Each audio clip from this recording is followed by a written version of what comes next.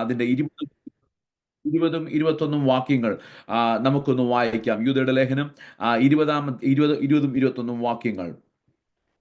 ആമേൻ. അതിങ്ങനെ പറഞ്ഞത്, നിങ്ങളോ പ്രിയമുള്ളവരെ, നിങ്ങളുടെ അതിവിശുദ്ധ വിശ്വാസത്തെ ആധാരമാക്കി നിങ്ങൾക്ക് തന്നെ ആത്മിക വർധനവ് വരുത്തിയും പരിശുദ്ധാത്മാവിൽ പ്രാർത്ഥിച്ചും നിത്യജീവനായിട്ട് നമ്മുടെ കർത്താവായ യേശു ക്രിസ്തുവിന്റെ കരുണയ്ക്കായി കാത്തിരുന്നും കൊണ്ട് ദൈവസ്നേഹത്തിൽ നിങ്ങളെ തന്നെ സൂക്ഷിച്ചു കൊള്ളുവീൻ.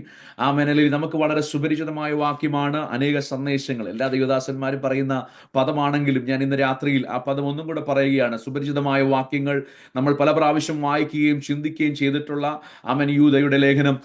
അതിനകത്തുള്ള വളരെ പരിമിതമായ വാക്യങ്ങളാണെങ്കിലും അതിശക്തമായ ഒരു ആത്മീയ ജീവിതത്തിന് ആവശ്യമായതെല്ലാം അതിനകത്ത് ചേർത്തിണക്കി വെച്ചിട്ടുണ്ട്. നമ്മൾ അതിൽ നിന്നാണ് ചിന്തിക്കാനായിട്ട് പോകുന്നത്.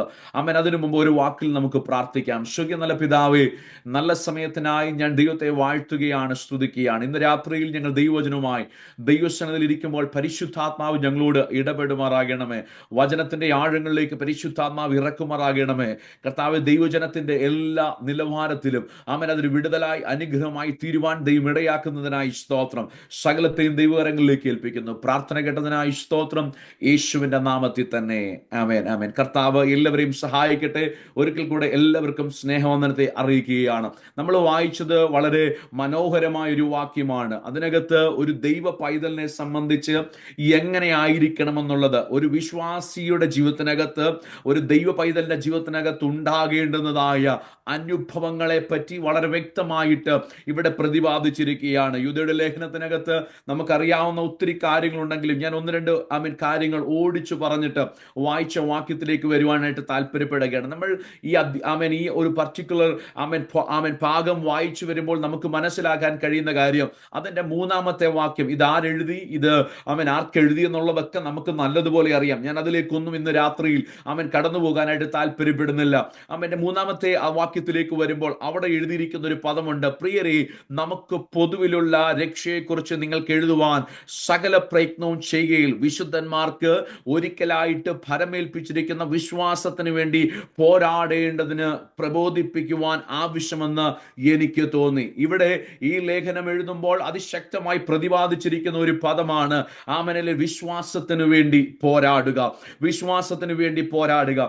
ഞാനിത് പലയിടങ്ങളിലും ശുശ്രൂഷിച്ചിട്ടുള്ള ഒരു ഭാഗമാണ്. ഇന്ന് രാത്രിയിൽ ഇത് ശുശ്രൂഷിക്കുമ്പോഴും എനിക്ക് പറയാൻ കഴിയും, ഇതിന്റെ ശക്തി വളരെ വലുതാണ്. ഇത് ഈ തലമുറയിൽ ഏറ്റവും ആവശ്യമായുള്ള ഒരു ചിന്തയാണ്. എന്ത്? വിശ്വാസത്തിന് വേണ്ടി പോരാടുക. 2 തെസ്സലോനിക്കർക്ക് എഴുതിയ ലേഖനം 2-ാം അധ്യായം അതിന്റെ 3-ാം വാക്യത്തിലേക്ക് വരുമ്പോൾ അവിടെ പറയുന്ന ഒരു കാര്യമുണ്ട്, വിശ്വാസ ത്യാഗം എന്നുള്ള അനുഭവം, അപ്പോസ്റ്റസി.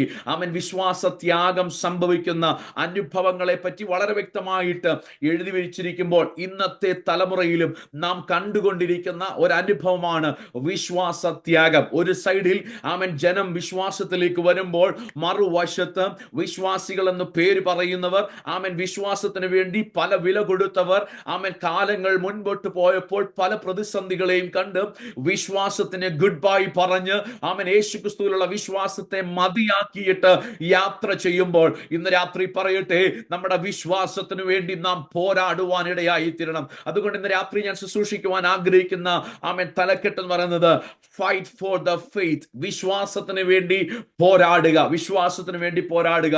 കഴിഞ്ഞ ദിവസവും എന്നെ അതിശയപ്പെടുത്തിയ ഒരു വിഷയമുണ്ട്. കഴിഞ്ഞ ദിവസം ഞാൻ പ്രസംഗിച്ചു കഴിഞ്ഞ് ഇറങ്ങിയപ്പോൾ എന്റെ അരികിലേക്ക് ഒരു സഹോദരി ഓടി വന്നു, പാസ്റ്റർ എനിക്ക് വേണ്ടി പ്രാർത്ഥിക്കണം. ഞാൻ ചോദിച്ചു എന്റെ കാര്യം എന്ന് ചോദിച്ചപ്പോൾ എന്നോട് പറഞ്ഞ കാര്യം, ഞങ്ങൾ 13 വർഷമായിട്ട് ഒരുമിച്ച് താമസിക്കുക. പക്ഷേ കഴിഞ്ഞ കുറച്ച് നാളുകളായിട്ട് എന്റെ ഭർത്താവ് ദൈവത്തെ ആരാധിക്കുന്നില്ല, ദൈവത്തെ സ്തുതിക്കുന്നില്ല, വളരെ ദൂരത്തേക്ക് പോവുകയാ. കുടുംബങ്ങൾക്കകത്ത് വളരെ പ്രതിസന്ധികൾ ഉണ്ടാകുക.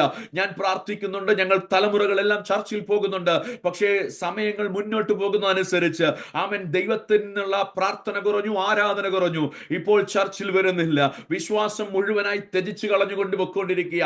എനിക്ക് വേണ്ടി പ്രാർത്ഥിക്കണം, കുടുംബത്തിന് വേണ്ടി പ്രാർത്ഥിക്കണമെന്ന് ഓടി വന്ന് പറഞ്ഞപ്പോൾ എന്റെ ഹൃദയം വല്ലാതെ നോവുവാൻ ഇടയായി തീർന്നു. കാര്യം വിശ്വാസത്തിന് വേണ്ടി ദീർഘനാളുകളായി ഓടിയ പലരും ഈ തലമുറയിൽ വിശ്വാസം ത്യജിച്ചു കളയുമ്പോൾ ഇന്ന് രാത്രിയിൽ ഈ ഡ്യൂ ഓഫ് ഹെർമോൻ മിനിസ്ട്രിക്കകത്ത് കടന്നു വന്നിരിക്കുന്ന ദൈവമക്കളോട് പറയട്ടെ, ഈ തലമുറയിൽ സംഭവിക്കുവാൻ പോകുന്ന ഒരു വലിയ പ്രതിസന്ധിയാണ്.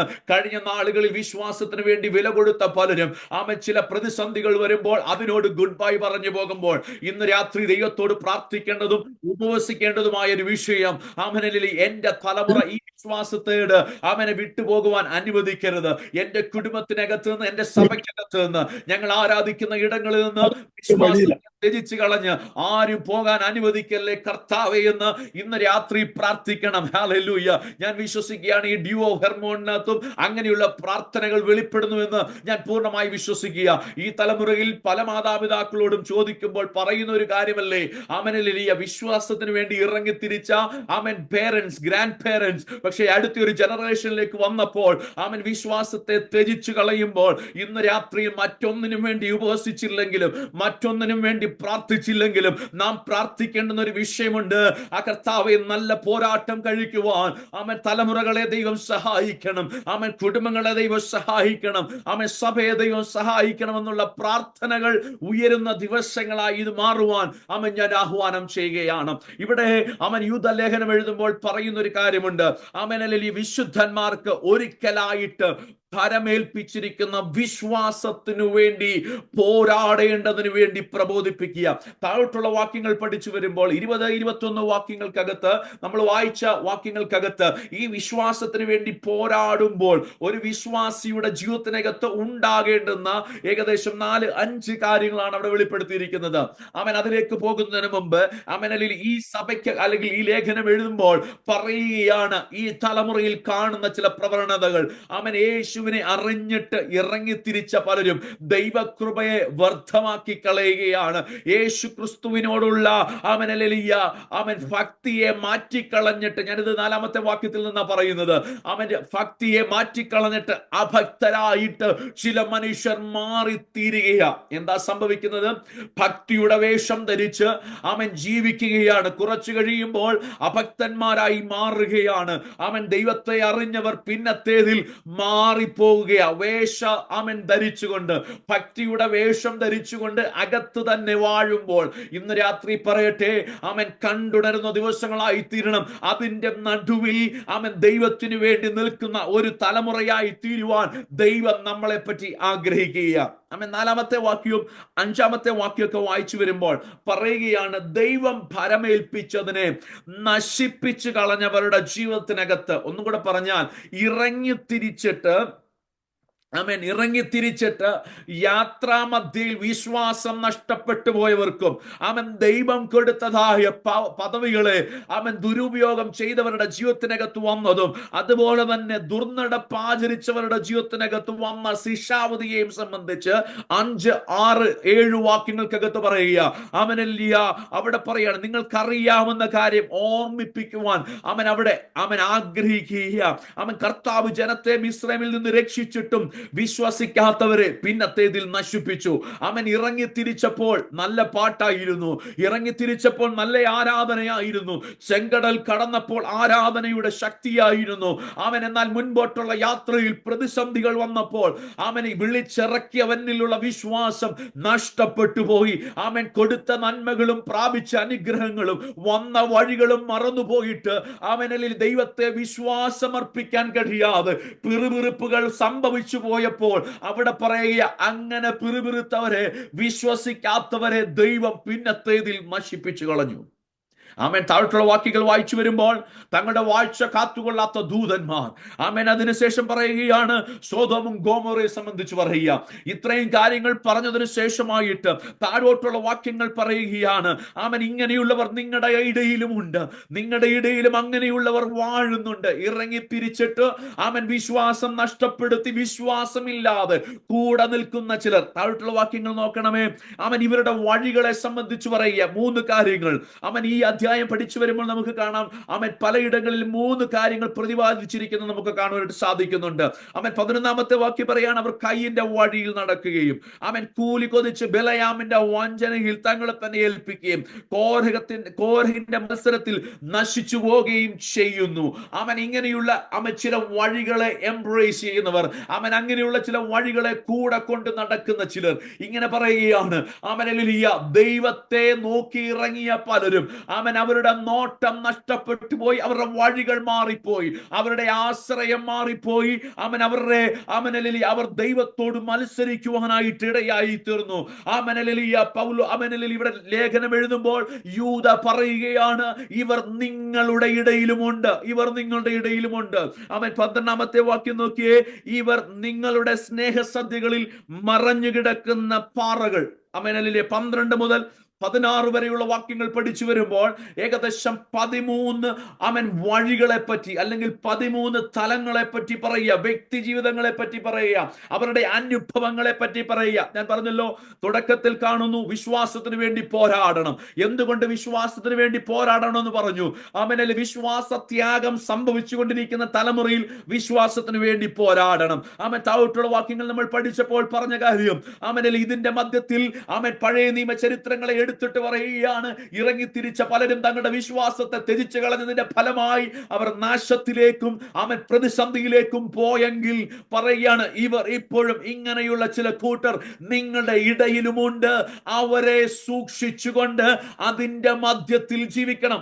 നോക്കിക്കേ, 12 മുതലുള്ള വാക്യങ്ങൾക്കകത്ത് പല കാര്യങ്ങൾ പ്രതിപാദിച്ചിരിക്കുക. അവരുടെ ഭക്തിയെ മാറ്റിക്കളയുന്ന പല അനുഭവങ്ങൾ. പുറമെ നോക്കുമ്പോൾ വെൽ ആൻഡ് ഗുഡ് അല്ലേ, പുറത്തു നോക്കുമ്പോൾ വളരെ മനോഹരം. പക്ഷേ അകത്തിൽ ശൂന്യതകളും ദൈവത്തിലുള്ള വിശ്വാസം നഷ്ടപ്പെട്ടതായ ഒരു തലമുറയ്ക്കകത്തു നിന്നുകൊണ്ട് യൂദ ഇത് പറയുമ്പോൾ, ഇന്ന് രാത്രിയിലും പറയട്ടെ, നാം ജീവിക്കുന്ന ഈ തലമുറയും വ്യത്യസ്തമല്ല.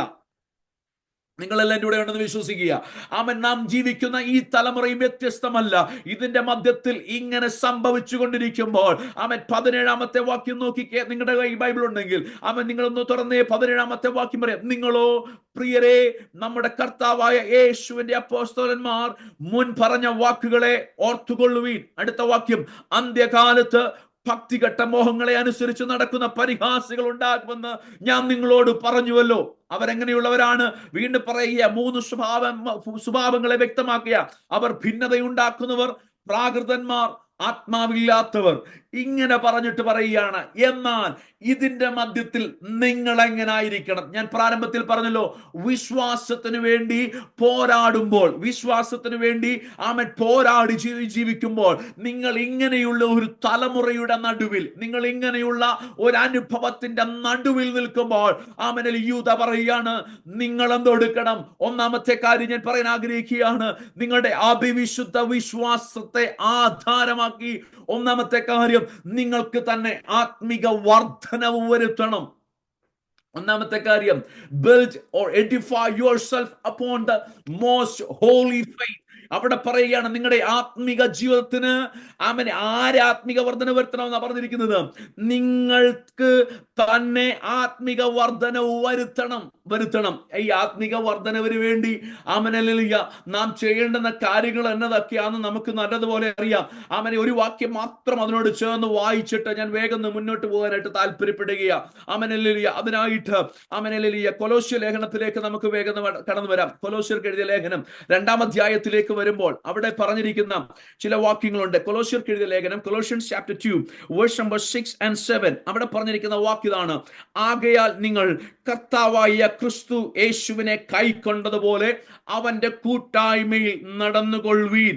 അവനിൽ വേരൂന്നിയും ആത്മിക വർധനവും പ്രാപിച്ചും നിങ്ങൾക്ക് ഉപദേശിച്ചു തരുന്നതിനൊത്തവണ്ണം വിശ്വാസത്താൽ ഉറച്ചും സ്തോത്രത്തിൽ കവിഞ്ഞും ഇരിക്കുവീൻ. അവിടെ പൗലോസ് കൊലോസ്യ സഭയോട് പറയുകയാണ്, നിങ്ങളെ ചതിക്കുവാൻ വേണ്ടി, നിങ്ങളെ വഞ്ചിക്കുവാൻ വേണ്ടി, നിങ്ങളെ വശീകരിക്കുവാൻ വേണ്ടി പലരും കണ്ണികൾ ഒരുക്കി വെച്ചിരിക്കുമ്പോൾ അതിന്റെ നടുവിൽ, അതിന്റെ മധ്യത്തിൽ നിങ്ങൾ കർത്താവായ യേശുവിനെ കൈക്കൊണ്ടതുപോലെ തന്നെ യേശുവിന്റെ കൂടെ നടക്കുവാൻ ഇടയായി തീരണം. You need to walk with him at the same time. അവിടെ പറയുന്ന ഒരു കാര്യമുണ്ട്, അവനിൽ വേരൂന്നണം. ആമേൻ, ആത്മിക വർധനവിന്റെ അനുഭവങ്ങളെ പറയുകയാണ്. യേശുവിനെ കൈക്കൊണ്ടു എന്ന് പറഞ്ഞ് അങ്ങനെ മാത്രം ജീവിക്കുവാനല്ല, യേശുവിനെ കൈക്കൊണ്ടവർ അവന്റെ കൂടെ നടക്കുവാനിടയായി തീരണം. കൂടെ നടക്കുന്നവരുടെ ആത്മിക ജീവിതത്തിനകത്ത് വർധനവുണ്ടാകും, വർധനവുണ്ടാകും. ഇന്ന് രാത്രിയിൽ എന്നെ കേട്ടുകൊണ്ടിരിക്കുന്ന ദൈവമക്കളോട് പറയട്ടെ, ആത്മിക വർധനവിന് വേണ്ടി ആത്മീയമായി വർദ്ധിച്ചു വരുവാൻ നിങ്ങൾ ആഗ്രഹിക്കുന്നുണ്ടെങ്കിൽ ഏറ്റവും ചെയ്യാൻ കഴിയുന്ന ഏറ്റവും വലിയ കാര്യം ദൈവത്തോട് കൂടെ നടക്കുക എന്നുള്ളതാണ്. ഇവിടെ പറയുകയാണ്, therefore as you have received Christ Jesus the Lord, so walk in him. അവനിൽ നടക്കണം, അവന്റെ കൂടെ നടക്കണം. അവനെ അതിനുശേഷം പറയാണ്, having been firmly rooted and now being built up in him. അവിടെ പറയുകയാണ്, അവനിൽ വേരൂന്നണം, അവനോട് കൂടെ നടക്കണം. അവൻ അങ്ങനെ ആത്മിക ജീവിതത്തിനകത്ത് ആത്മിക വർധനവ് പ്രാപിച്ചുകൊണ്ട് അവൻ നാം മുന്നോട്ട് പോകുന്നവരായി തീരണം. ഹല്ലേലൂയ. യൂദയുടെ ലേഖനത്തിനകത്ത് ഒന്നാമത് പറഞ്ഞ കാര്യം, നിങ്ങളുടെ വിശ്വാസ ജീവിതത്തിനകത്ത് അവൻ പലരും കൂടെയുള്ളപ്പോൾ അവൻ പല വിധത്തിലുള്ള അനുഭവങ്ങളിൽ കൂടെ കടന്നു പോകുന്നവർ ജീവിതത്തിനകത്തുള്ളപ്പോൾ അതിന്റെ മധ്യത്തിനകത്ത് ആത്മിക വർധനവ് വരുത്തുന്നവരായി തീരണം. എന്തുകൊണ്ടാണ് ഇത് പറയുന്നത്? നോക്കിക്കേ, അവനല്ലേ 12ാമത്തെ വാക്യത്തിനകത്ത്, അവൻ നിങ്ങളുടെ കൂടെ ഉണ്ടെങ്കിൽ 12ാമത്തെ വാക്യത്തിനകത്ത് പറഞ്ഞിരിക്കുന്ന ചില പദങ്ങളുണ്ട്. 12ാമത്തെ വാക്യത്തിൽ പറയുക, ഇവർ നിങ്ങളുടെ സ്നേഹസദ്യകളിൽ മറഞ്ഞു കിടക്കുന്ന പാറകൾ, നിങ്ങളോട് കൂടെ വിരുന്ന് കഴിഞ്ഞ് അവൻ ഭയം കൂടാതെ നിങ്ങളെ തന്നെ തീറ്റുന്നവർ, കാറ്റുകൊണ്ട് ഓടുന്ന വെള്ളമില്ലാത്ത മേഘങ്ങൾ, ഇല കൊഴിഞ്ഞും ഫലമില്ലാതെയും രണ്ടൊരു ചത്തുവേരു അറ്റുപോയ വൃക്ഷങ്ങൾ. അവൻ ഈ ജനത്തെ പറ്റി പറയാ, കൂടെയുള്ളവർ ഭക്തിയുടെ വേഷം ധരിച്ചു നിൽക്കുന്നവർ. അവൻ പുറമെ നോക്കുമ്പോൾ അവൻ വൃക്ഷമാണ്, പക്ഷെ ഫലമില്ലാത്ത അവനിലെ നിർജീവമായ വേരറ്റുപോയതായ വൃക്ഷങ്ങൾ പോലെ നിൽക്കുന്ന ആത്മീയ ജീവിതം നയിക്കുന്ന ചിലർ അവൻ നിങ്ങളുടെ മധ്യത്തിലുള്ളപ്പോൾ അതിന്റെ മധ്യത്തിൽ അവൻ വേരൂന്നി അവനിലെ നിങ്ങൾ ആത്മിക വർധനവ് അവൻ പ്രാപിക്കുന്നവരായി തീരണമെന്ന് അവൻ യൂദ പറയുമ്പോൾ, ഇന്ന് രാത്രിയിൽ എന്നെ കേട്ടുകൊണ്ടിരിക്കുന്ന ദൈവമക്കളോട് പറയട്ടെ, നമ്മുടെ ക്രിസ്തീയ ജീവിതത്തിനകത്ത് വിശ്വാസത്തിന് വേണ്ടി പോരാടുവാൻ ഇറങ്ങി തിരിച്ചിരിക്കുന്ന ദൈവ പൈതലെ, നമ്മുടെ ആത്മിക വർധനവിന് നാം എന്നൊക്കെ ചെയ്യണമോ അതെല്ലാം ചെയ്ത് അവൻ ദൈവസന്നിധിയിൽ മുന്നോട്ട് പോകാനായിട്ട് ഇടയായി തീരണം. Hallelujah, hallelujah. It might be very difficult for you to enter into that place in order to build yourself in the Lord. Hallelujah. നിങ്ങളുടെ ജീവിതത്തിനകത്ത് അവൻ ദൈവസന്നിധിയിൽ വളരുവാൻ വേണ്ടി നിങ്ങൾ എടുക്കുന്ന തീരുമാനങ്ങളിലേക്ക് എത്തിപ്പറ്റുവാൻ നിങ്ങളെ പിന്നോട്ട് വലിക്കുന്ന പല കാര്യങ്ങളെയും കാണും. പക്ഷേ അതിന്റെ മധ്യത്തിനകത്ത് പറയേണ്ട ഒരു കാര്യമുണ്ട്, whatever comes in my life, whatever takes in my life, I will go into the presence of God. I will build myself in the Christ so that I can be prosperous in my spiritual life. എന്റെ ആത്മിക ജീവിതത്തിനകത്ത് വളർച്ചയുണ്ടാകുവാൻ എന്തൊക്കെ കാര്യങ്ങളോട് good bye പറയണം, എന്തൊക്കെ കാര്യങ്ങളോട് മതി എന്ന് പറയണം, അവിടെയെല്ലാം അങ്ങനെ ഒരു അനുഭവങ്ങൾ കൊണ്ടുവന്നിട്ട് ക്രിസ്തുവിൽ വേരൂന്നി നാം വളരുവാൻ, വർധനവുണ്ടാകുവാൻ, ആത്മിക വർധനവുണ്ടാകുവാൻ ഇടയായി തീരണം. നിങ്ങൾക്ക് ഞാൻ പറയുന്നത് മനസ്സിലാകുന്നതിന് പൂർണ്ണമായി വിശ്വസിക്കുക. അവൻ ഒന്നാമത്തെ കാര്യം പറയാണ്, build or edify yourself upon your most holy faith. രണ്ടാമത്തെ കാര്യം, അവൻ ആ വാക്യത്തിൽ നിന്ന് ചില കാര്യങ്ങൾ പറയുവാനായിട്ട് താല്പര്യപ്പെടുക. രണ്ടാമത്തെ കാര്യം നോക്കിക്കേ, നിങ്ങൾ എന്തെടുക്കണം? ആത്മിക വർധന വരുത്തിയിട്ട് എന്തെടുക്കണം? പരിശുദ്ധാത്മാവിൽ പ്രാർത്ഥിക്കണം. പരിശുദ്ധാത്മാവിൽ നിന്നെടുക്കണം, പ്രാർത്ഥിക്കണം. നമ്മൾ പ്രാർത്ഥനകൾ പല നിലവാരത്തിൽ നടക്കുന്നുണ്ട്, പ്രാർത്ഥനകൾ പല തലങ്ങളിൽ നടക്കുന്നുണ്ട്. പക്ഷേ ഇവിടെ യൂദ പറയുകയാണ്, അവൻ നാം പരിശുദ്ധാത്മാവിൽ പ്രാർത്ഥിക്കുന്നവരായി തീരണം. അവൻ പ്രാർത്ഥനയുടെ മധ്യത്തിൽ അവൻ ഇങ്ങനെ ഒരു വാക്ക് അവനിലെ യൂദ പറയണമെന്നുണ്ടെങ്കിൽ അതിന്റെ തൊട്ടു മുൻപുള്ള വാക്യം നോക്കിയേ, 19ാമത്തെ വാക്യം. അവർ ഭിന്നതയുണ്ടാക്കുന്നവർ, പ്രാകൃതന്മാർ, ആത്മാവില്ലാത്തവർ എന്ന് പറഞ്ഞാൽ ഞാൻ ഇതിനെ ഇങ്ങനെ പറയാൻ ആഗ്രഹിക്കുക, ആത്മാവില്ലാത്തവരുടെ നടുവിൽ ആത്മാവിൽ പ്രാർത്ഥിക്കണമെന്ന്. ഒന്നും കൂടെ പറഞ്ഞാൽ, ആത്മികന്മാരല്ലാത്തവരുടെ നടുവിൽ ആത്മാവിൽ പ്രാർത്ഥിക്കണം. ഓ, എന്നാ കാര്യമാ ഹല്ലേലൂയ യൂദ പറഞ്ഞു കൊടുക്കുന്നത്. അവൻ നിങ്ങളുടെ മധ്യത്തിൽ അനേക വ്യക്തികളുണ്ട്, നിങ്ങളുടെ ഇടയിൽ കടന്നുകൂടിയ പലരുമുണ്ട്, ഭക്തിയുടെ വേഷം ധരിച്ചു നിൽക്കുന്ന പലരും. പക്ഷെ അവർ പ്രാകൃതന്മാരാണ്, അവൻ ഭിന്നതയുണ്ടാക്കുന്നവരാണ്, ആത്മാവില്ലാത്തവരാണ്. പക്ഷേ ഒരു ദൈവ പൈതലിനോട് പറയുകയാണ്, ഒരു ദൈവ വിശ്വാസിയോട് പറയുകയാണ്, കുഞ്ഞെ, നീ വിശ്വാസത്തിന് വേണ്ടി ഇറങ്ങിത്തിരിക്കുമ്പോൾ അവൻ ആത്മാവില്ലാത്തവരെ പോലെയല്ല, നീ ആത്മാവിൽ നിറഞ്ഞു പ്രാർത്ഥിക്കണം, പരിശുദ്ധാത്മാവിൽ പ്രാർത്ഥിക്കാൻ തുടങ്ങണം. ഇന്ന് രാത്രി എന്നെ കേട്ടുകൊണ്ടിരിക്കുന്ന ദൈവമക്കളോട് പറയട്ടെ, നമ്മളെ വിളിച്ചിരിക്കുമ്പോൾ, ദൈവം നമ്മളെ വിളിച്ചു വേർതിരിച്ചിരിക്കുമ്പോൾ നമ്മുടെ പ്രാർത്ഥനാ ജീവിതം തന്നെ വളരെ വ്യത്യസ്തമായി തീരണം. ഹല്ലേലൂയ. നമ്മുടെ പ്രാർത്ഥന കേൾക്കുമ്പോൾ തന്നെ പലരും പറയുന്നത് ഞാൻ കേട്ടിട്ടുണ്ട്, നിങ്ങളുടെ പ്രാർത്ഥനയ്ക്കകത്ത് എന്തോ വ്യത്യസ്തതയുണ്ട്. ആമേൻ. നമ്മൾ പറയുന്ന ഒരു കാര്യമുണ്ട്, ആ വ്യത്യസ്തത എന്താണെന്നറിയാമോ? പരിശുദ്ധാത്മാവിന്റെ നിറവിലുള്ളതായ ഒരു പ്രാർത്ഥനയായതുകൊണ്ട്, പരിശുദ്ധാത്മാവിലുള്ള പ്രാർത്ഥന വെളിപ്പെടുന്നത് കൊണ്ടാണ് അവൻ നമ്മളെ വ്യത്യസ്തമായ നിലവാരത്തിൽ നിർത്തുന്നത്. ഇവിടെ പറയുകയാണ്, ആത്മികന്മാരല്ലാത്തവരുടെ നടുവിൽ, ഹല്ലേലൂയ, ആത്മാവില്ലാത്തവരുടെ നടുവിൽ നിങ്ങൾ എന്തെടുക്കണം? പരിശുദ്ധാത്മാവിൽ പ്രാർത്ഥിക്കണം. ഈ പരിശുദ്ധാത്മാവിൽ പ്രാർത്ഥിക്കണമെങ്കിൽ ഒന്നാമത് സംഭവിക്കേണ്ട കാര്യം, എഫേസ്യർ ലേഖനം 5-ാം അധ്യായം 19-ാമത്തെ വാക്യം നമുക്ക് വളരെ സുപരിചിതമായ വാക്യമാണ്, ഞാൻ ഓടിച്ചു പറഞ്ഞു പോകാൻ താല്പര്യപ്പെടുക. Ephesians chapter 5 verse number 19. ആമേൻ. എഫേസ്യർ ലേഖനം 5-ാം അധ്യായം 19-ാമത്തെ വാക്യത്തിൽ ഇങ്ങനെ പറയുന്നു, ആമേൻ, ഹല്ലേലൂയ, ആത്മാവിൽ നിറഞ്ഞ്, ആമേൻ, 5-ാം അധ്യായം 19-ാമത്തെ വാക്യം, ആത്മാവ് നിറഞ്ഞവരായി സങ്കീർത്തനങ്ങളാലും സ്തുതികളാലും ആത്മീക ഗീതങ്ങളാലും തമ്മിൽ തമ്മിൽ സംസാരിച്ച് നിങ്ങളുടെ ഹൃദയത്തിൽ കർത്താവിന് പാടിയും കീർത്തനം ചെയ്തും നമ്മുടെ കർത്താവായ യേശു ക്രിസ്തുവിന്റെ നാമത്തിൽ ദൈവവും പിതാവായതിന് എല്ലായ്പ്പോഴും എല്ലാറ്റിനും വേണ്ടി സ്തോത്രം ചെയ്തുകൊള്ളുവിൻ. ഒന്നാമത് തുടങ്ങുന്നത് എങ്ങനെയാണ് നോക്കിക്കേ. ആമേൻ. ആത്മാവ് നിറഞ്ഞവരായി. ആത്മാവിൽ പ്രാർത്ഥിക്കണമെങ്കിൽ, ആത്മാവിൽ പാടണമെങ്കിൽ, ആത്മാവിൽ ആരാധിക്കണമെങ്കിൽ എന്ത് എടുക്കണം? ആത്മാവിൽ നിറയണം. ഹല്ലേലൂയ. ആത്മാവിൽ പ്രാർത്ഥിക്കണോ? നിങ്ങൾ ആത്മാവിൽ നിറയുവാൻ തുടങ്ങണം. Hallelujah. Before you pray in the spirit, you need to be filled by the Holy Spirit. ഒന്നാമതായിട്ട് പരിശുദ്ധാത്മാവിനെ നിറയപ്പെടുവാനിട തീരണം. എഫേസ്യ സഭയ്ക്ക് ആമേൻ ലേഖനം എഴുതുമ്പോൾ പൗലോസ് പറയുകയാണ്, ആമേൻ, ഹല്ലേലൂയ, ആമേൻ, 19-ാമത്തെ വാക്യത്തിൽ, ആത്മാവ് നിറഞ്ഞവരായി, but be filled with the spirit. ആത്മാവ് നിറഞ്ഞവരായിട്ട് വേണം ആമേൻ പാട്ട് പാടുകയും ആരാധനയിൽ വെളിപ്പെടുവാനും ഇടയായി തീരേണ്ടത്. ആമേൻ. യൂദ പറയുകയാണ്, ആത്മാവില്ലാത്ത ആത്മീകന്മാരല്ലാത്തവരുടെ നടുവിൽ നിൽക്കുമ്പോൾ നിങ്ങൾ ആത്മാവിൽ പ്രാർത്ഥിക്കണമെന്ന് പറയുമ്പോൾ, ആമേൻ, ഒന്നാമത് ഞാൻ പറയാൻ ആഗ്രഹിക്കുന്ന വിഷയം അതിനകത്ത്, ആമേൻ, ആത്മാവിൽ പ്രാർത്ഥിക്കണമെങ്കിൽ നാം ആത്മാവിൽ നിറയപ്പെടുന്നവരായി തീരണം. ആത്മാവിനാൽ നിറയപ്പെട്ടവരായി തീരണം. ആത്മാവിനാൽ നിറയപ്പെട്ടവരുടെ ജീവിതത്തിനകത്ത് വളരെ വ്യത്യസ്തതകളുണ്ട്, അല്ലേ? പരിശുദ്ധാത്മാവിനാൽ നിറയപ്പെട്ടവർക്ക് വളരെ വ്യത്യസ്തതകളുണ്ട്. അവരുടെ ജീവിതം വളരെ വ്യത്യസ്തമാ, അവരുടെ സംഭാഷണങ്ങൾ വളരെ വ്യത്യസ്തമാ, അല്ലേ? നമുക്കറിയാവുന്ന ചരിത്രമായതുകൊണ്ട് ഞാൻ വേഗം ഓടിപ്പോകുക. ലൂക്കോസിന്റെ സുവിശേഷം 1-ാം അധ്യായം പഠിച്ചു വരുമ്പോൾ നമുക്ക് കാണാൻ സാധിക്കുന്നുണ്ട്, ആമേൻ, ഹല്ലേലൂയ, മറിയയും എലിസബത്തുമായിട്ടുള്ള സംഭാഷണം. അവരുടെ സംഭാഷണത്തിനകത്ത് പരിശുദ്ധാത്മാവിന്റെ പ്രവൃത്തി ഉൾത്തടങ്ങളിൽ വെളിപ്പെട്ട് കഴിഞ്ഞപ്പോൾ അവർ തമ്മിലുണ്ടായിരുന്ന സംഭാഷണം വ്യത്യസ്തമായിരുന്നു. ഞാൻ പറഞ്ഞു വരുന്ന വിഷയം നിങ്ങൾക്ക് മനസ്സിലാകുമെന്ന് വിശ്വസിക്കുക.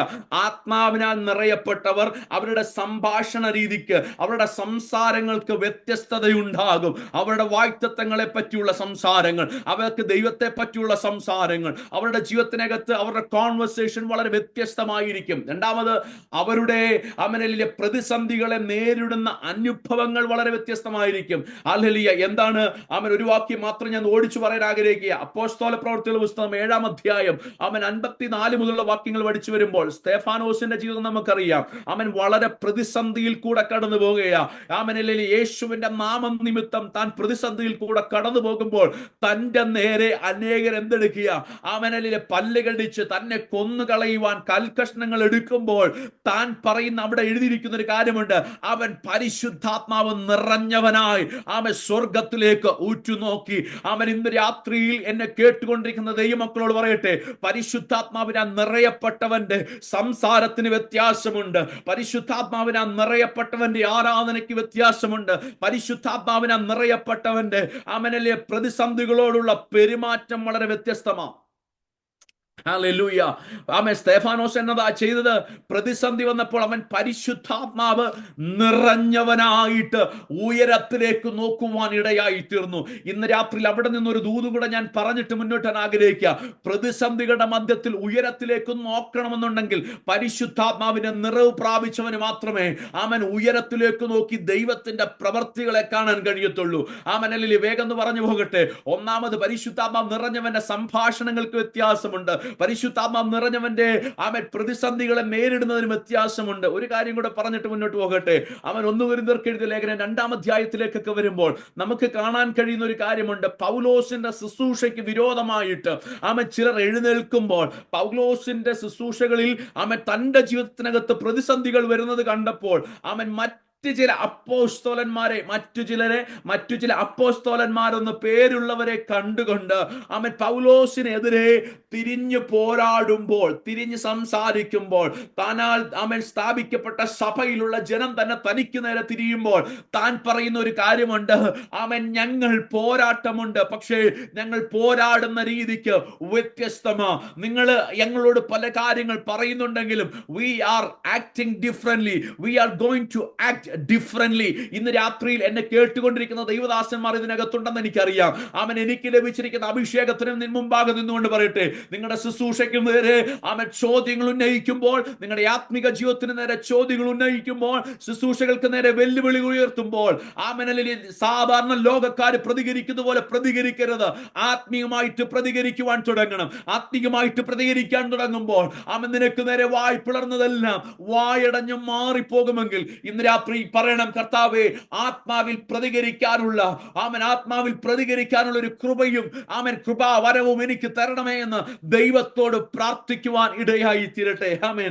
സമയം വളരെ മുന്നോട്ട് പോകുന്നല്ലോ. ഞാൻ നോടി ചില കാര്യങ്ങളോട് പറയാൻ ആഗ്രഹിക്കുക. അങ്ങനെ ആത്മാവിലുള്ളതായ ജീവിതം, അല്ലെങ്കിൽ ആത്മികന്മാരുടെ ജീവിതം വളരെ വ്യത്യസ്തമാണ്. ഞാൻ പറഞ്ഞ കാര്യങ്ങൾ നിങ്ങൾ മനസ്സിലാക്കിയെന്ന് വിശ്വസിക്കുക. പരിശുദ്ധാത്മാവ് നിറഞ്ഞവരായിരിക്കണം. പരിശുദ്ധാത്മാവ് നിറഞ്ഞവരുടെ സംഭാഷണങ്ങൾക്കും അവരുടെ പ്രതിസന്ധികളെ നേരിടുന്ന അവസ്ഥകൾക്കും അവരുടെ ജീവിതത്തിൽ വരുന്ന ശുശ്രൂഷകൾ നേരിടുന്ന പ്രതിസന്ധികൾക്കുമെല്ലാം വളരെ വ്യത്യസ്തമായ ഒരു അനുഭവമാണ് ഉള്ളത്. അതിന്റെ നടുവിൽ നിന്നുകൊണ്ട് അങ്ങനെയുള്ളവരുടെ നടുവിൽ നിന്നുകൊണ്ട് യൂദ പറയുകയാണ്, അപ്പോസ്തലനായ യൂദ വിളിച്ചു പറയുകയാണ്, ആത്മീകന്മാരല്ലാത്തവരുടെ നടുവിൽ നിങ്ങൾ നിൽക്കുമ്പോൾ നിങ്ങൾ ആത്മാവിൽ പ്രാർത്ഥിച്ചു തുടങ്ങണം. എന്തുകൊണ്ടാണ്? അതിനൊരു വാക്യം കൂടെ വായിച്ചിട്ട് മുന്നോട്ട് പോകാൻ ആഗ്രഹിക്കുകയാണ്. എഫെസ്യർക്ക് എഴുതിയ ലേഖനം നമുക്കറിയാവുന്ന വാക്യമായതുകൊണ്ട് ഓടിച്ചു വായിച്ചുവാൻ ആഗ്രഹിക്കുക. എഫെസ്യർക്ക് എഴുതിയ ലേഖനം 6-ാം അധ്യായത്തിലേക്ക് വരുമ്പോൾ 10 മുതലുള്ള വാക്യങ്ങൾ വായിക്കേണ്ടതായിട്ടുണ്ടെങ്കിലും അതിൽ ഒരു വാക്യം മാത്രം ഞാൻ ഇന്ന് രാത്രി വായിക്കുവാൻ ആഗ്രഹിക്കുക. എഫേഷ്യൻസ് ചാപ്റ്റർ 6 വേഴ്സ് നമ്പർ 18 അവിടെ പറഞ്ഞിരിക്കുന്ന വാക്യം ഇതാണ്: സകല പ്രാർത്ഥനയാലും യാചനയാലും ഏതു നേരത്തും ആത്മാവിൽ പ്രാർത്ഥിച്ചും അതിനായി ജാഗരിച്ചും കൊണ്ട് സകല വിശുദ്ധന്മാർക്കും എനിക്കും വേണ്ടി പ്രാർത്ഥനയിൽ പൂർണ്ണ സ്ഥിരത കാണിക്കുവിൻ. ഇവിടെ പറഞ്ഞു തുടങ്ങുന്ന കാര്യം എന്താണ്? പൗലോസ് തലമുറകളെ പറ്റി, കുടുംബങ്ങളെ പറ്റിയൊക്കെ പ്രതിപാദിച്ചതിന് ശേഷമായിട്ട് 10-ാം വാക്യത്തിൽ പറയാ, ഒടുവിൽ കർത്താവിലും അവന്റെ അമിത ബലത്തിലും ശക്തിപ്പെടുവീൻ. അടുത്ത വാക്യം നോക്കിയേ, പിശാചിന്റെ തന്ത്രങ്ങളോട് എതിർത്ത് നിൽക്കാൻ കഴിയേണ്ടതിന് ദൈവത്തിന്റെ സർവായുധ വർഗം ധരിച്ചുകൊള്ളുവീൻ. 12-ാമത്തെ വാക്യം എല്ലാവരും ശ്രദ്ധിച്ചേ. നമുക്ക് പോരാട്ടമുള്ളത് ജഡരക്തങ്ങളോടല്ല, വാഴ്ചകളോടും അധികാരങ്ങളോടും ഈ അന്ധകാരത്തിന്റെ ലോകാധിപതിയോടും സ്വർലോകത്തിലെ ദുഷ്ടാത്മസേനയോടും അത്രേ. നോക്കണമേ, പൗലോസ് പറയുക എഫെസോസിലുള്ള സഭയോട് പ്രതിപാദിക്കുന്ന വിഷയം നോക്കിക്കേ. നമുക്ക് പോരാട്ടമുണ്ട്. അത് നമ്മുടെ കൂടുള്ളവരോടല്ല, നമ്മുടെ കൂടെ ആരാധിക്കുന്നവരോടല്ല, നമ്മുടെ ദൈവദാസനോടല്ല, മറ്റാരോടുമല്ല. നമുക്ക് പോരാട്ടമുള്ളത് ജഡരക്തങ്ങളോടല്ല, വാഴ്ചകളോട്, അധികാരങ്ങളോട്. ഇങ്ങനെയുള്ള അനുഭവങ്ങളോട് നാം പോരാട്ടം കഴിക്കുമ്പോൾ ദൈവത്തിന്റെ സർവായുധ വർഗമാകുന്ന ക്രിസ്തുവിനെ ധരിച്ച് മുൻപോട്ട് പോകുമ്പോൾ എന്തുണ്ടായിരിക്കണം? അതിനകത്ത് പറയുകയാണ് 17-ാമത്തെ വാക്യം, രക്ഷയെന്ന ശിരസ്ത്രവും ദൈവവചനം എന്ന ആത്മാവിന്റെ വാളും കൈക്കൊള്ളുവീൻ. അടുത്ത വാക്യം, സകല പ്രാർത്ഥനയാലും യാചനയാലും ഏതു നേരത്തും ആത്മാവിൽ പ്രാർത്ഥിക്കണം എന്ന് പറഞ്ഞാൽ ഞാൻ ഇങ്ങനെ പറയാൻ ആഗ്രഹിക്കുക.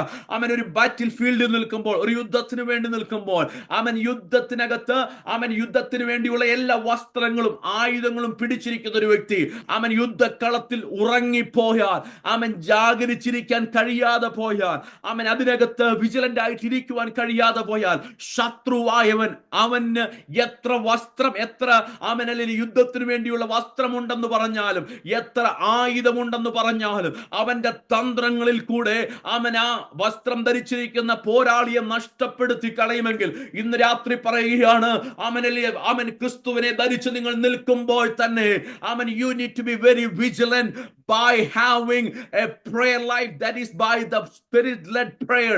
അവൻ ഒരു ആത്മാവിലുള്ള പ്രാർത്ഥന കഴിച്ചുകൊണ്ട് അവനിൽ എവിടെ പറഞ്ഞിരിക്കുന്നു നോക്കിയേ, സകല പ്രാർത്ഥനയാലും യാചനയാലും ഏതു നേരത്തും ആത്മാവിൽ പ്രാർത്ഥിച്ചും അതിൽ ജാഗരിച്ചും കൊണ്ട് അവനിൽ സകല വിശുദ്ധന്മാർക്കും എനിക്കും വേണ്ടിയുള്ള പ്രാർത്ഥനയിൽ പൂർണ്ണ സ്ഥിരത കാണിക്കുവാൻ അവൻ പൗലോസ് പറയുകയാണ്, നിങ്ങൾ പോരാട്ടത്തിന് വേണ്ടി നിൽക്കുമ്പോൾ when you are on the battlefield, അവൻ നിങ്ങളുടെ ജീവിതത്തിനകത്ത് അവൻ നിങ്ങൾ കാണുന്ന ചിലതിനോടല്ല, കാണാൻ കഴിയാത്ത ചില മണ്ഡലങ്ങളിൽ യുദ്ധങ്ങൾ നടന്നുകൊണ്ടിരിക്കുമ്പോൾ അതിനകത്ത് ക്രിസ്തുവിനെ ധരിച്ചിരിക്കുന്ന നിങ്ങൾ അവൻ ആത്മാവിൽ പ്രാർത്ഥിച്ചുകൊണ്ടായിരിക്കണം, ആത്മാവിൽ ജാഗരിച്ചുകൊണ്ട് ആത്മാവിൽ മുന്നോട്ട് പോകണമെന്ന് അവൻ പൗലോസ് പറയുമ്പോൾ എന്തുമാത്രം പ്രാധാന്യം ആ വിഷയത്തിലുണ്ട്.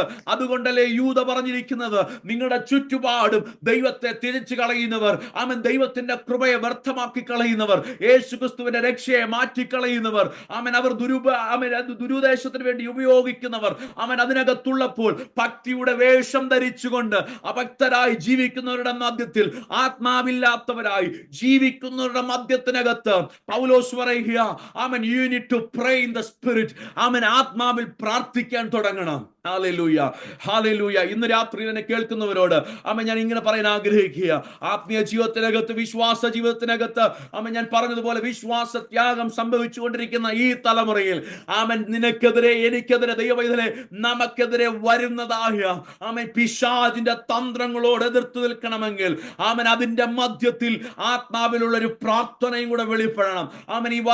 ക്രിസ്തു എന്ന സർവായുധ വർഗം ധരിച്ചുകൊണ്ട് അതിനകത്ത് പ്രാർത്ഥനയിൽ നിൽക്കുമ്പോൾ നമുക്ക് വലിയ വിജയങ്ങൾ നമ്മുടെ ജീവിതത്തിനകത്ത് നേടുവാനായിട്ട് ഇടയായി തീരും. മൂന്നാമത്തെ ചിന്ത വേഗം എന്ന് പറഞ്ഞ് ഞാൻ പ്രാർത്ഥിപ്പാൻ വേണ്ടി പോകുക. മൂന്നാമത്തെ ചിന്ത ഒന്നാമത് ഞാൻ പറഞ്ഞത് build or edify yourself on your most holy faith. രണ്ടാമത്തെ കാര്യം pray in the Holy Spirit. മൂന്നാമത്തെ കാര്യം keep yourself in the love of God. നോക്കിക്കേ, 21 വാക്യത്തിൽ പറയുക, നിത്യജീവനായിട്ട് നമ്മുടെ കർത്താവായ യേശു ക്രിസ്തുവിന്റെ കരുണയ്ക്കായി കാത്തിരുന്നും കൊണ്ട് ദൈവസ്നേഹത്തിൽ നിങ്ങളെ തന്നെ സൂക്ഷിച്ചു കൊള്ളണം. ആമേൻ പറയുകയാണ്, സ്നേഹമില്ലാത്തവരുടെ നടുവിൽ. ആ വാക്യം ഒന്ന് വായിക്കാൻ ആഗ്രഹിക്കുക. 12 വാക്യം വീണ്ടും നമ്മൾ നോക്കാൻ വേണ്ടി പോകുക. എന്തുകൊണ്ടാ യൂദ ഈ പദം പറയുന്നത്? ഇവർ നിങ്ങളുടെ സ്നേഹസദ്യകളിൽ മറഞ്ഞുകിടക്കുന്ന പാറകൾ, നിങ്ങളോട് കൂടെ വിരുന്ന് കഴിച്ച് ഭയം കൂടാതെ നിങ്ങളെ തന്നെ തീറ്റുന്നവർ. നോക്കിക്കേ, യൂദ പറയുകയാണ്, സ്നേഹസദ്യകളിൽ മറഞ്ഞു കിടക്കുന്ന പാറകൾ പോലെയാണ് ചിലർ. വളരെ പെർഫെക്റ്റ് ആണ്, കാണുമ്പോൾ വളരെ ഗുഡ് ആണ്, പക്ഷെ അകത്തളങ്ങളിൽ ഭക്തിയുടെ വേഷങ്ങളൊക്കെ ധരിച്ച് വിശ്വാസം പോലും ഇല്ലാത്തവരുടെ നടുവിൽ നിൽക്കുമ്പോൾ പൗലോസ് യൂദ പറയുകയാണ് ദൈവ സ്നേഹത്തിൽ നിങ്ങളെ തന്നെ സൂക്ഷിക്കണമെന്ന്. ഹല്ലേലൂയ. പറയുകയാണ്, സ്നേഹമെന്നുള്ള പദങ്ങൾ ഉച്ചരിച്ചുകൊണ്ട്, സ്നേഹിക്കുന്നു എന്നുള്ള പദങ്ങളൊക്കെ പറഞ്ഞുകൊണ്ട് സ്നേഹത്തിന്റെ ഭാഷ്യങ്ങളും സ്നേഹത്തിൻ്റെതായ മുഖച്ചട്ടകളും ഒക്കെ ഇട്ടുകൊണ്ട് മുൻപിലേക്ക് വരുമ്പോൾ യൂദ പറയുന്ന വാക്കുകൾ ശ്രദ്ധിച്ചേ. ദൈവ സ്നേഹത്തിൽ നിങ്ങളെ തന്നെ സൂക്ഷിക്കണം. ഇന്നത്തെ തലമുറയിൽ സ്നേഹം ദൈവമാണെന്ന് പറയുമ്പോൾ സ്നേഹത്തെ, ദൈവത്തിന്റെ സ്നേഹത്തെ പോലും മാറ്റിമറിച്ചു കൊണ്ടിരിക്കുമ്പോൾ നമുക്ക് വേണ്ടി വെളിപ്പെട്ട ഒരു ദൈവത്തിന്റെ സ്നേഹമുണ്ട്. ആ സ്നേഹത്തെ മറന്നു പോകരുത്. Unconditional love of God. ആർക്കും മനസ്സിലാക്കുവാൻ കഴിയാത്തതുപോലെ ആഴമായി സ്നേഹിച്ച ഒരു ദൈവം. ഈ സ്നേഹത്തിന് ഒത്തിരി പ്രത്യേകതകളുണ്ട്. ഒന്ന് രണ്ട് കാര്യങ്ങൾ പറയാൻ ആഗ്രഹിക്കുക. ഒന്നാമത്തെ കാര്യം, ദൈവമാണ് നമ്മളെ ആദ്യം സ്നേഹിച്ചത്. He first loved us. ദൈവത്തിന്റെ സ്നേഹത്തിന്റെ ചില പെക്യുലാരിറ്റീസ് പറയുക. ഒന്നാമത് ദൈവം നമ്മളെ സ്നേഹിച്ചു. 1 യോഹന്നാന്റെ സുവിശേഷം 4-ാം അധ്യായം 19-ാമത്തെ വാക്യം, he first loved us. അവൻ രണ്ടാമത്തെ കാര്യം, ഈ സ്നേഹത്തിന്റെ പ്രത്യേകത, അവൻ നമ്മളെ ആദ്യം സ്നേഹിച്ചപ്പോൾ എന്തായിരുന്നു നമ്മുടെ position? we were sinners and helpless. അവൻ നമ്മൾ സഹായമില്ലാതെ പാപികളായിരുന്നവർ, ക്രൂശിന്റെ ശത്രുക്കളായിരുന്ന നമ്മളെ സ്നേഹിച്ച ദൈവത്തിന്റെ സ്നേഹം ഇന്ന് രാത്രി മറന്നു പോകരുത്. മൂന്നാമത്തെ കാര്യം, ദൈവത്തിന്റെ സ്നേഹത്തിന്റെ പ്രത്യേകത 1 യോഹന്നാന്റെ സുവിശേഷം 3-ാം അധ്യായം 1-ാമത്തെ വാക്യത്തിനകത്ത് പറഞ്ഞിരിക്കുക, ആ സ്നേഹത്തിന്റെ പ്രത്യേകത, ആ സ്നേഹത്തിൽ കൂടെ നാം പ്രാപിച്ചൊരു നാമമുണ്ട്, ദൈവ മക്കൾ എന്നുള്ള പദവി. ആമേൻ. ആ ദൈവ സ്നേഹത്തിൽ കൂടെ നാം പ്രാപിച്ച പദവിയാണ് ദൈവ മക്കൾ. കാൺമീൻ, നാം ദൈവമക്കൾ എന്ന് വിളിക്കപ്പെടുവാൻ പിതാവ് നമുക്ക് ഇത്ര വലിയ സ്നേഹം നൽകിയിരിക്കുന്നു. ആമേൻ. ദൈവം നമുക്ക് നൽകിയതായ സ്നേഹത്തെ ഇന്ന് രാത്രിയിൽ ഒന്ന് ഓർക്കുവാനിടയായി തീരണം. അതിൽ കൂടെ വെളിപ്പെടുന്ന ചില പ്രത്യാശകളുണ്ട്. ആ സ്നേഹം വെളിപ്പെട്ടപ്പോൾ ആ സ്നേഹത്തിനകത്ത് അവൻ നമുക്ക് വേണ്ടി നൽകിയതായ അനേക വാഗ്ദത്തങ്ങളുണ്ട്. ഇന്ന് രാത്രിയിൽ അവൻ ഞാൻ വേഗം 1-2 മിനിറ്റിനകത്ത് പ്രാർത്ഥിച്ചു നിർത്തുവാൻ ആഗ്രഹിക്കുക. അവനിൽ യൂദ പറയുകയാണ്, വിശ്വാസത്തിന് വേണ്ടി പോരാടുമ്പോൾ when you fight for your faith, അവൻ ഒന്നാമത് വേണ്ടുന്ന കാര്യം, നിങ്ങളുടെ ആത്മിക ജീവിതത്തിനകത്ത് ആത്മിക വർധനവിന് വേണ്ടുന്ന കാര്യങ്ങൾ നിങ്ങൾ ചെയ്യണം. രണ്ടാമത് പറഞ്ഞതായ കാര്യം, അവനിൽ ആത്മാവിൽ പ്രാർത്ഥിക്കണം. മൂന്നാമത്തെ കാര്യം താൻ പ്രതിപാദിച്ചത്, അവൻ keep yourself in the love of God, ദൈവ സ്നേഹത്തെ സൂക്ഷിക്കണം. അവൻ 4-ാമത്തെ വാക്യം മാത്രം ഒന്ന് പറഞ്ഞിട്ട് ഞാൻ നിർത്തുവാനായിട്ട് താല്പര്യപ്പെടുക. നിത്യജീവനായിട്ട് നമ്മുടെ കർത്താവായ യേശു ക്രിസ്തുവിന്റെ കരുണയ്ക്കായിട്ട് കാത്തിരിക്കണം. ആമേൻ. കാത്തിരിപ്പിന്റെ ഒരു മനോഭാവം. You need to have the attitude of waiting in the presence of the Lord. ദൈവസന്നിധിയിൽ കാത്തിരിക്കുന്ന ഒരു മനോഭാവം ഉണ്ടാകുവാനിടയായി തീരണം. ആ കാത്തിരിപ്പിന് പല അർത്ഥങ്ങളുണ്ട്. കർത്താവിന്റെ കരുണയ്ക്കായി, കർത്താവിന്റെ വരവിനായി നാം നമ്മളെ തന്നെ ഒരുക്കി കാത്തിരിക്കുന്നവരായി തീരണം. ആമേൻ. ഈ 4 കാര്യങ്ങൾ ഞാൻ ഇന്ന് രാത്രി പ്രതിപാദിച്ചിരിക്കുമ്പോൾ ഒരു നിമിഷം നിങ്ങൾക്ക് കണ്ണുകൾ അടയ്ക്കാൻ കഴിയുമോ? എനിക്ക് തന്ന സമയം ഇവിടെ പരിമിതി ആമേൻ നിർത്തുന്നത് കൊണ്ട് ആമേൻ ഞാൻ വേഗം പ്രാർത്ഥിച്ചു നിർത്തുവാനായിട്ട് താല്പര്യപ്പെടുകയാണ്. ഇന്ന് രാത്രിയിൽ കേട്ട ദൈവവചനത്തിന് മുൻപാകെ ഏൽപ്പിച്ചു കൊടുക്കാൻ കഴിയുമോ? പൗലോസ് തന്റെ അവസാന സമയങ്ങളിൽ പറയുന്ന ഒരു കാര്യമുണ്ട്, ഞാൻ നല്ല പോർ പൊരുതു, വിശ്വാസം കാത്തു, ഇനി നീതിയുടെ കിരീടം എനിക്കായി വെച്ചിരിക്കുന്നു. പൗലോസ് പറയുക, I also fought a good fight. Hallelujah. അത് എങ്ങനെയുള്ള പോരാട്ടമാണ്? വിശ്വാസത്തിന്റെ പോരാട്ടം. ഞാൻ നല്ലതുപോലെ ഫിനിഷ് ചെയ്തു. എനിക്കായി ദൈവം ചിലത് പ്രിപ്പയർ ചെയ്ത് വെച്ചിരിക്കുക. ഇന്ന് രാത്രിയിൽ എന്നെ കേട്ടുകൊണ്ടിരിക്കുന്ന ചിലരോട് അവൻ ദൈവവചനത്തിന്റെ അടിസ്ഥാനത്തിൽ പറയട്ടെ, ആമേൻ, നമുക്ക് നൽകിയിരിക്കുന്ന വിശ്വാസത്തെ, ആമേൻ, നാം പ്രാപിച്ചിരിക്കുന്ന വിശ്വാസത്തെ ആമേൻ തകർത്തു കളയാൻ പിശാചായവൻ പല പദ്ധതികളും ജീവിതത്തിന് നേരെ അഴിച്ചു വിടുമ്പോൾ ഇന്ന് രാത്രിയിൽ വിശ്വാസത്തിന് വേണ്ടി പോരാടുവാനിടയായി തീരണം. ആത്മികമായുള്ള വർധനവിനകത്ത് കൊണ്ടുവന്നുകൊണ്ട് അവൻ പരിശുദ്ധാത്മാവിൽ പ്രാർത്ഥിച്ചുകൊണ്ട് സ്നേഹത്തിൽ വളർന്നുകൊണ്ട് കാത്തിരിപ്പിന്റെ അനുഭവങ്ങൾക്കകത്ത് നിന്നുകൊണ്ട് ആമേൻ വിശ്വാസ ജീവിതം ആമേൻ ഫൈറ്റ് ചെയ്ത് വിൻ ചെയ്യുവാനായിട്ട് ഇടയായി തീരട്ടെ. ഒരു നിമിഷം ഞാൻ നിങ്ങൾക്ക് വേണ്ടി പ്രാർത്ഥിക്കാൻ ആഗ്രഹിക്കുക. എല്ലാവരും കണ്ണുകളെ അടച്ചാട്ടെ. നമുക്ക് ഒരുമിച്ച് പ്രാർത്ഥിക്കാം. സ്വർഗ്ഗീയ നല്ല പിതാവേ, നല്ല സമയത്ത്